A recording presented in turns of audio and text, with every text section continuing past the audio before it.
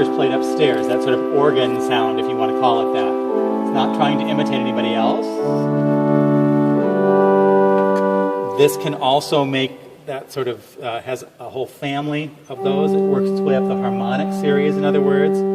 So there's the first partial, second, third, fourth, and then I can add a bunch more at the top, one at the bottom.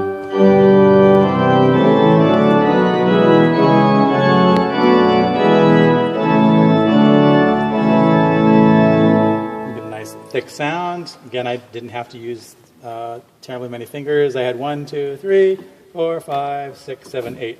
8 different pipes for every note that I was playing. This also has some very pretty sounds.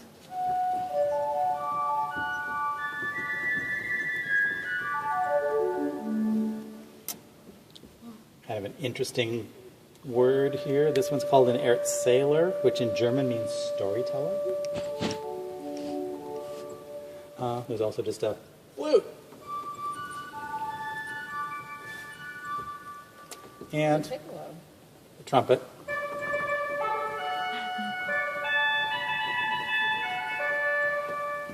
Then on this keyboard, and all the pipes that I just played actually were the ones that you can see there. So they're the ones that are kind of out close to the front. This bottom keyboard is pretty much straight back in from where you were looking to see the lungs inflate, basically the bellows go up. If you go straight back, inside a wooden box with, I think the shutters are about that thick, so about 1.5 inch thick wood shutters. So those pipes now are in that box and the shutters are tightly drawn. And if I then use this pedal down below to open those shutters, you hear it getting louder. Now I'm maxed out, I can't get any louder than that. And then I can shut it again.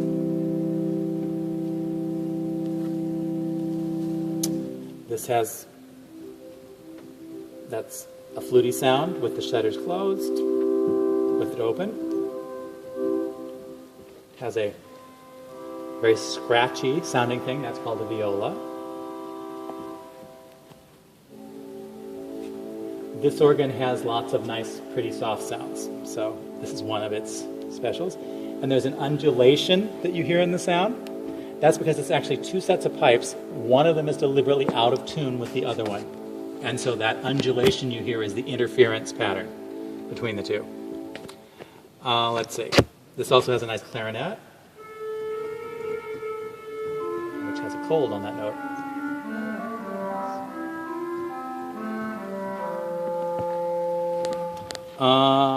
Moving up to this keyboard, which has the most stops of any of them.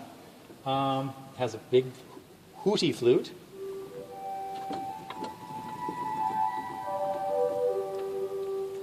And it has some lovely undulation sounds.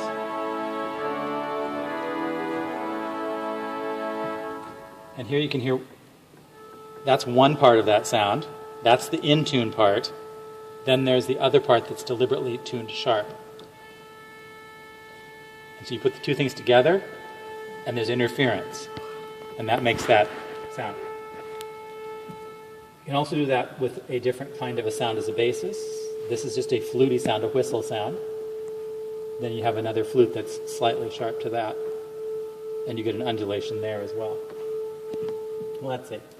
Has an English horn, like a big oboe.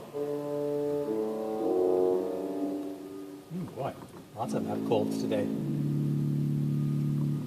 Sometimes they can, a little piece of dirt gets inside. It's easy to clean. There is also a real oboe, well, an organ oboe.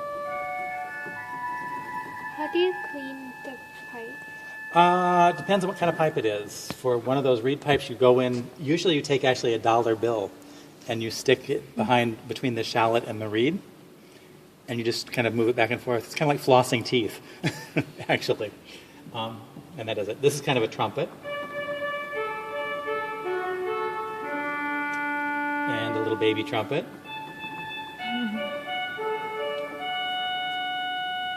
And you can put all that stuff together. And you can just, now I'm going to add the keyboards together, but you won't see magic fingers because this is all done with electricity. So it doesn't need to couple it together, although it is still activating. Those buttons. These are ways, what I'm saying is bring this keyboard, bring me the sounds from here, and I want it to go into that sound. And this is saying this keyboard goes to that sound. So I'm playing this, all from this. Which is the great keyboard? The great is this one. This is the choir, the swell. This one's the solo.